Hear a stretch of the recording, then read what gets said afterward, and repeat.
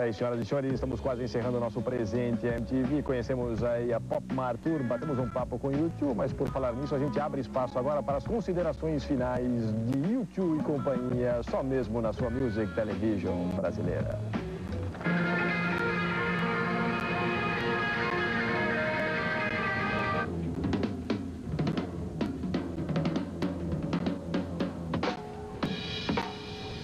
You've already worked with a lot of people, big festivals, Hollywood Rock in Brazil. You told me stories about Bob Marley. What's it like working with you two, especially because they have all these spectacular things on stage? I mean, is it a challenge for you that you're so experienced? Is it still a challenge for you? Yeah, absolutely it's a challenge. Definitely every day's a challenge. And the difference in working with you two is, and I've been with them since the early Zoo TV shows. And the difference working with you two is you never know what to expect. You don't know if today's show is going to be what yesterday's show was, or if they're going to add something, do something different, maybe show something different on video, sing a different song, do something acoustic that they would normally do electric, whatever Bono has to come up with on a daily basis. You never know what's going to happen. So the show always is very interesting.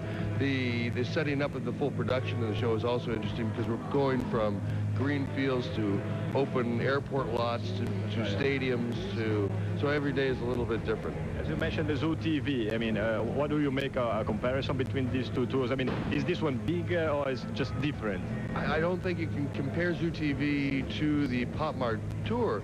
I'd say they're two different animals. You know, it's like apples and oranges. It's very different, but at the same time, apple and orange is the same size. It's as big as Zoo TV was. With the size screen that you have here for this show, though, you can be sitting at the very end of the stadium, and it'll still be an intimate show because of the size of the screen that we have. So anywhere that you sit in the building, it's going to be a close, intimate show for the band to see the show. Any surprises so far that sort of for the record that say, wow, I mean, that demanded a lot from you?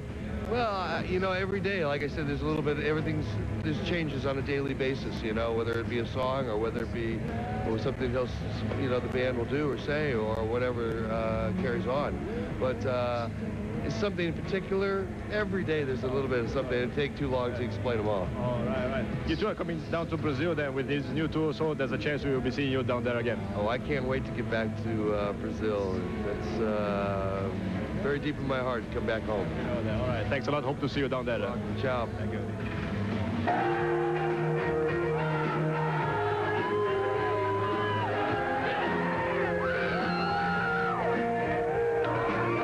Tell us about this South American tour, Brazil, Argentina, all these places. Why did it take it so long for you two to get down there? Well, I don't know, but we've been talking about it for a long time, and it's going to be very exciting for the band and for me to come to South America. The fact that you never played in South America, I mean, this is a new tour, but you've already played in Europe a lot, in most of the places, but you're playing in South America for the very first time. Does that make things special for you? Yeah, very special. Well, we're really looking forward to it, and we're going to take some time off as well when we're down there to see the countries that we're visiting. I will look forward to see you down there in Brazil, South America then. I'll be there. Thanks a lot. Thanks, Fabio.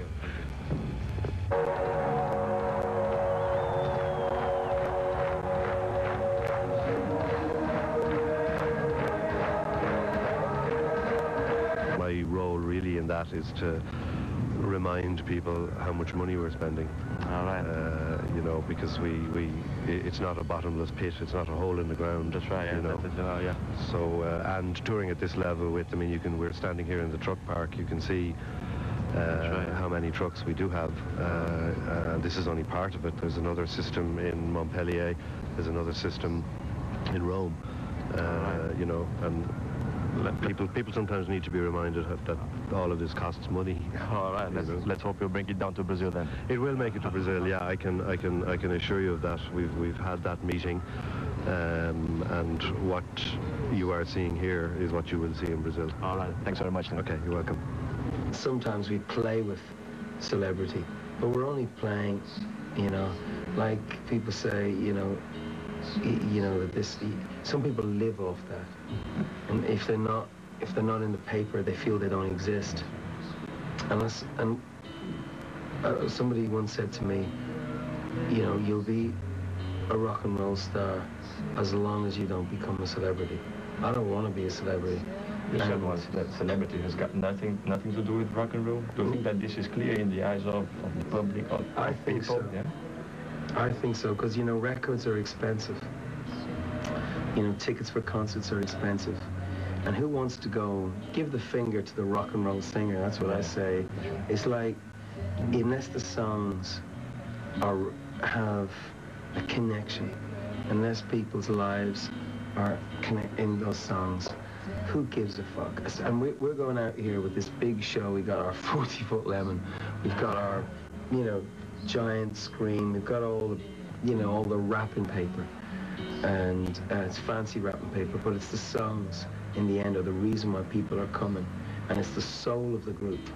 And I can tell you, and you can tell people in Brazil, if they come along and this is not, you know, soul, well, you know, don't come, you know. If it, like, just tell us to fuck off, because we're playing with show business, but we're not show business.